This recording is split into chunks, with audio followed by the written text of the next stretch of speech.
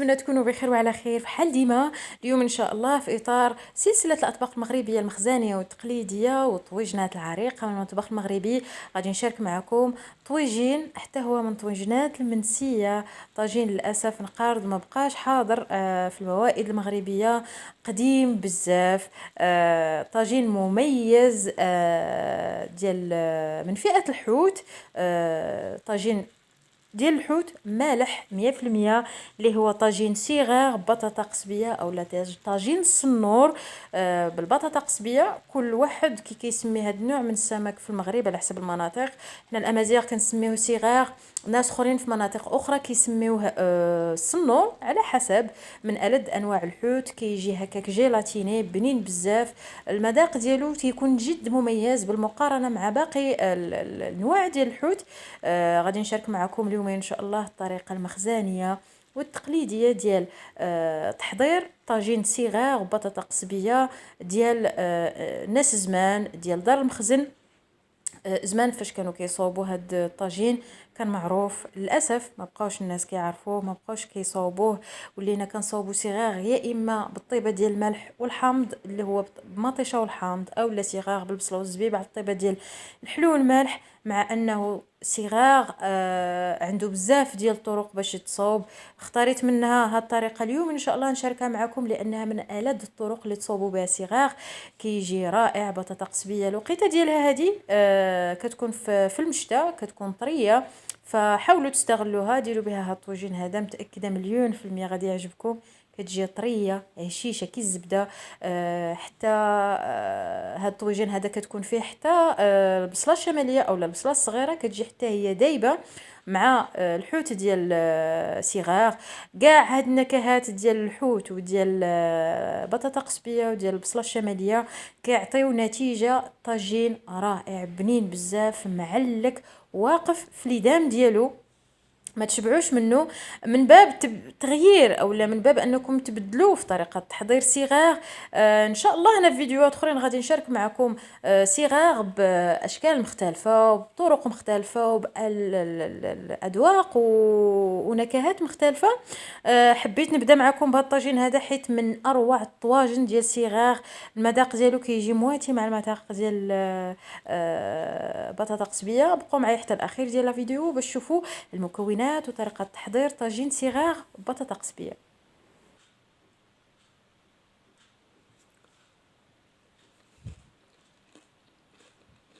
اول حاجه غادي نبدا بها في هذا الطاجين ديال الصنور ببطاطا قصبيه هي طرقاد ديال الحوت اولا شرموله ديال الحوت.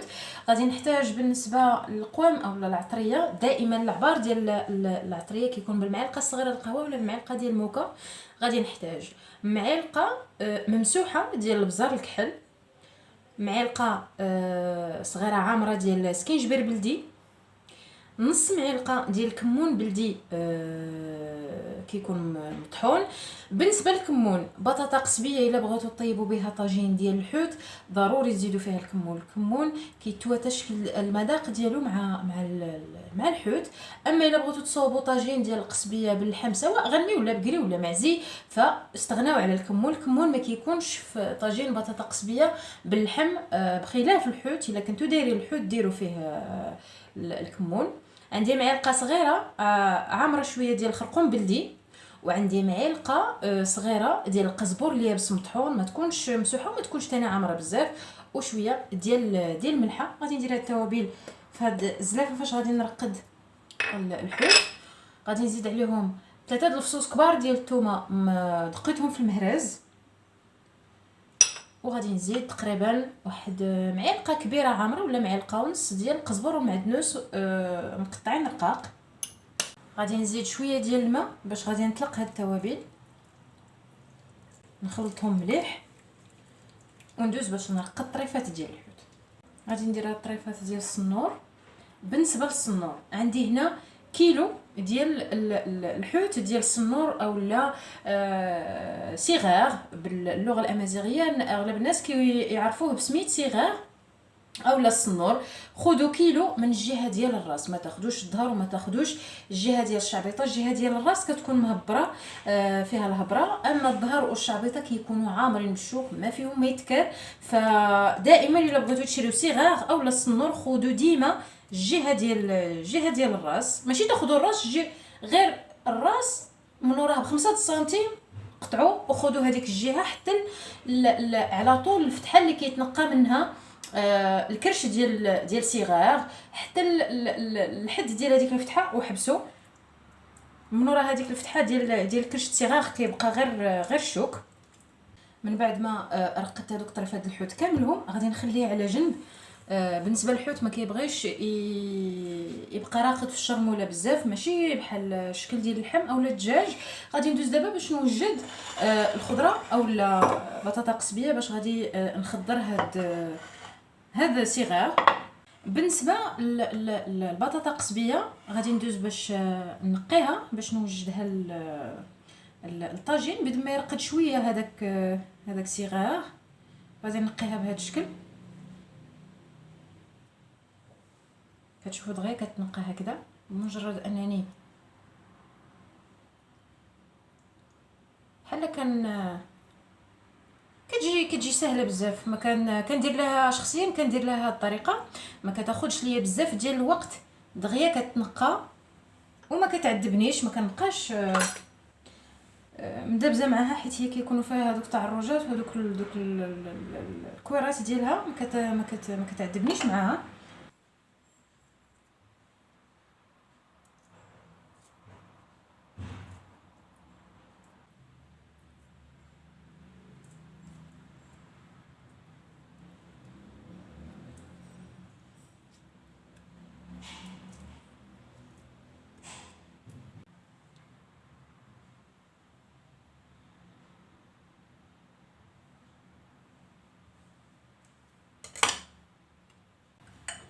من بعد ما كملت بطاطا قصبيه في التنقيه غادي ندوز باش نستف كلشي في طاجين.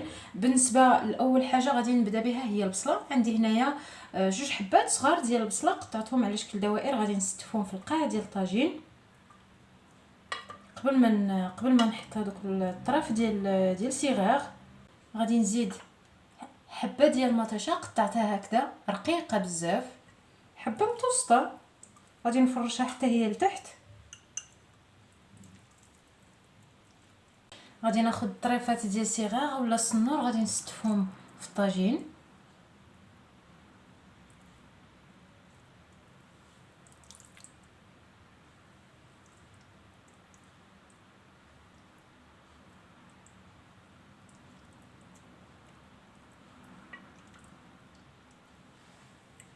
من بعد ما استفت الطرف ديال صغار بهذا الشكل هذا غادي نخلي الطاجين على جنب وندوز للخضره.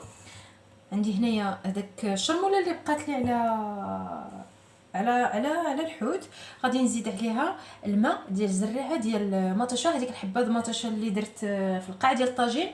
فاش نقيتها وقسمتها على 2 باش نقطعها، خديت الزريعه ديالها صفيتها بصفايه، حيت هذيك الزريعه وخديت غير هاد العصاره هذه غادي نزيدها على هاد الشرموله. غادي نحركها مليح ونزيد هاد الخضره. بالنسبه للخضره غادي نحتاج هنا عندي البصله الصغيره، خدموا بالبصله الصغيره اللي كتكون يا اما بيضه ولا حمراء، معليش ماشي مشكل. انا هنا توفرت عندي البيضه، عندي وحده حمراء هنايا غادي نديرها. ما توفرتش عندكم البصله الصغيره اولا البصله الشماليه تقدروا تخدموا بالبصله العاديه، غير هي هاد الصغيره كتكون حلوه وفيها واحد المذاق زوين احسن من البصله العاديه. هاد البصله ملي درتها في الشرموله غادي نحركها بهذا الشكل هذا باش كتلذذ وكتنسم بدوك التوابل باش ما تجيش باسله. من بعد غادي ناخذها وغادي نستفها فوق الطاجين.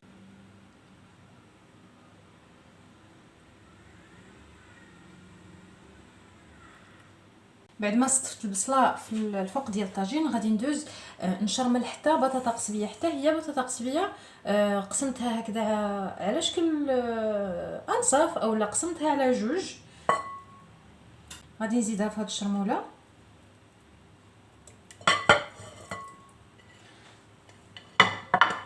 نحركها حتى هي بحال البصله ونستفها. من بعد ما استفت بطاطا القصبيه في الطاجين، هذا الشيء اللي بقى ليا ديال الشرموله غادي نزيد عليه نص كاس ديال الزيت البلديه اولا زيت الزيتون. وغادي نزيد عليه نص كاس ديال الماء طايب، نص كاس ديال الزيت البلديه بالقياس ديال العنبه، والماء طايب حتى هو بالقياس ديال العنبه. ما تكثروش الماء في هاد الشرموله هادي. غادي ناخذ هاد الشرموله غادي نسقي بها هاد الطاجين من الفوق.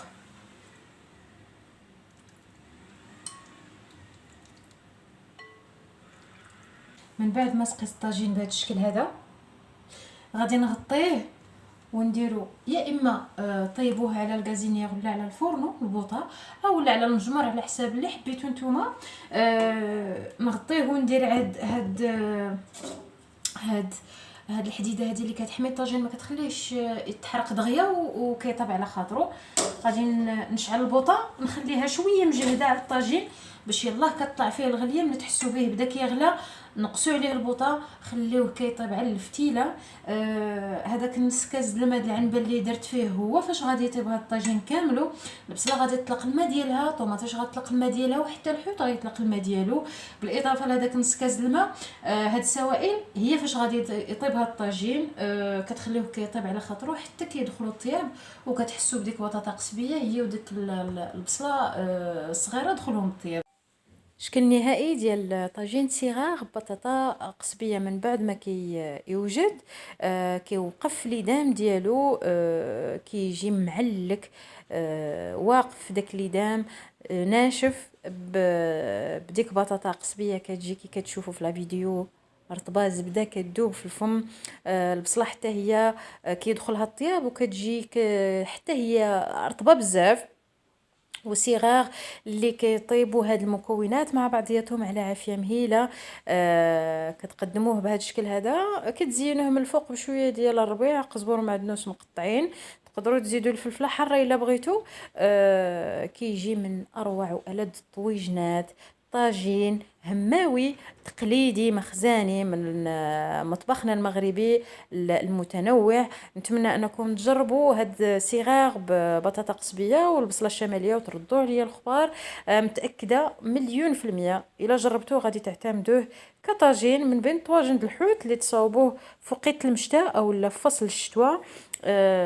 كيجي بنين معلك، وكي كتشوفوا التوابل ديالو مميزه. ما فيش الحامض. البطاطا قصبيه ما عمركم واخا تبغيو طيبوا بها هاد الصغار. كاع الناس كيعرفوا الحوت كيحتاج الحامض، الا هاد الطاجين هذا صغار مع بطاطا قصبيه ما ديروش معاه الحامض. الا نتوما درتوا الحامض مع بطاطا قصبيه غادي تعنزز بطاطا وما غاديش طيب، وغادي تجيكم في التالي بحال الحجر. وحتى المذاق ديالها ديال الحامض ما كيجيش مع بطاطا قصبيه. هادوك التوابل بوحدهم اللي شفتوني درت في لا فيديو هما اللي ديروا كيجي رائع بنين ما تشبعوش منه هاد الطاجين. نتمنى الوصفه اللي شاركت معكم اليوم تنال الاعجاب ديالكم. الا عجبكم طاجين صغار بطاطا قصبيه ما تبخلوش عليا بلي لايك لي كومونتير.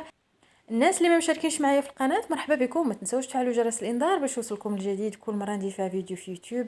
الناس اللي ديجا مشاركين معايا شكرا بزاف على الدعم، شكرا على الكلام الحلو اللي كتخليو ليا في التعاليق ديالكم.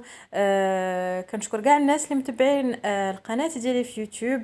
ما بقى لي الا نقول لكم بالصحه والراحه، نتلاقى بكم ان شاء الله في فيديو جاي مع وصفه مغربيه من المطبخ المغربي. نتمنى هاد الشهيوات المنسيين ينالوا الاعجاب ديالكم، ونتمنى من الناس كمغاربه يحافظوا على التراث المغربي ويحافظوا على المطبخ المغربي. المطبخ ديالنا متنوع، وللاسف الناس ولات كتروح للحوايج الغربيه بزاف ونساو بزاف د الحوايج في المطبخ ديالنا. نتمنى انه يرجعوا الناس للاصل ديالهم ويرجعوا لهذا الشيء البلدي. نلقاكم بخير وعلى خير ان شاء الله. على بروشين. تشاو.